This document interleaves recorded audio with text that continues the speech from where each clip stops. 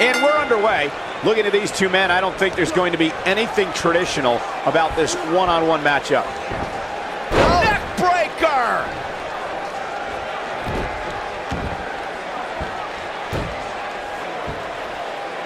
What a strike.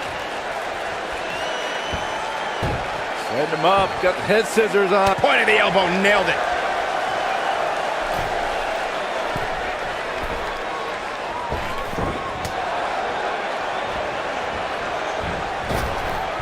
Drop down.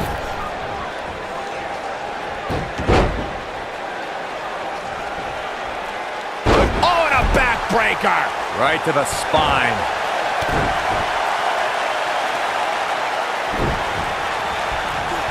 Arm drag. Very nice. Ooh, that'll mess up your shoulder. Oh, man, inverted backbreaker. Ow.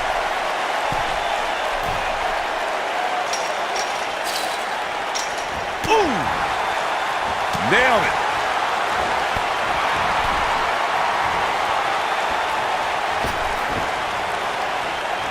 Oh, it's not going to be good. This is not going to be brain buster.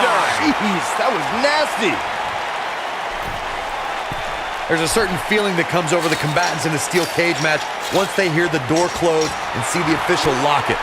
A superstar must know that their body is going to be thrown against the steel, that their face will most likely be raked across the cage, and that anything is legal in this environment. Ooh, what impact. This might be it. Oh, my.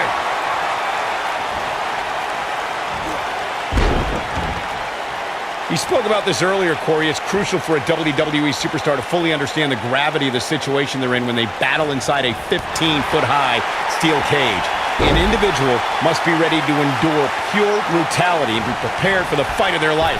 No one leaves a steel cage match without scars. Corey, you said something of value for once, and that anything is legal inside the steel cage. To that point, something else we've seen over the years is interference. Whether it's The Undertaker coming up through the ring or John Cena getting bashed in the head with the cage door from the outside, it's all legal in the cage.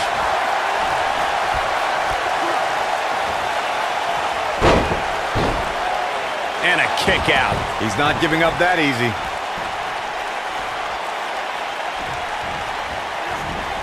Nobody controls the pace of a match quite like this guy.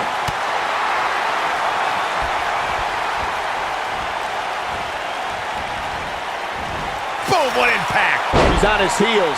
You have to wonder if he could recover from this, guys. He's really starting to look fatigued here, guys, and when that happens, your whole body starts to give out on you. He's going to need to be careful here.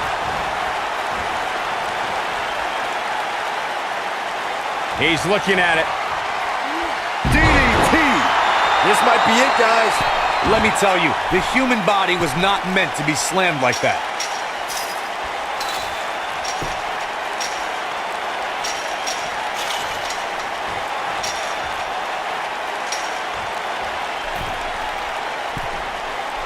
The steel cage is a massive enclosure that stands 15 feet in height.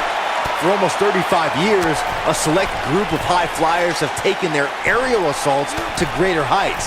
And when I say that, I mean superstars climb to the top of the steel cage, the real high-rent district, and dive off onto their opponent.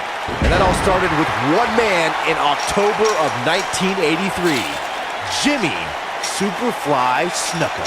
To your point earlier, Byron, we've definitely seen some unbelievable attacks be launched from the top of the steel cage. And you mentioned the most iconic, the steel cage match for the Intercontinental Championship that saw Jimmy Superfly Snuka clash against bitter rival, the magnificent Morocco. There's no denying that Superfly set the bar. You look over the years to people like Jeff and Matt Hardy, Eddie Guerrero, Kurt Angle, and Chris Jericho.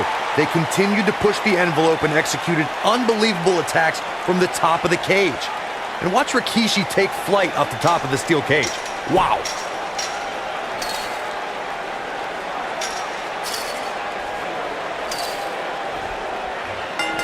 This steel cage match is in the books.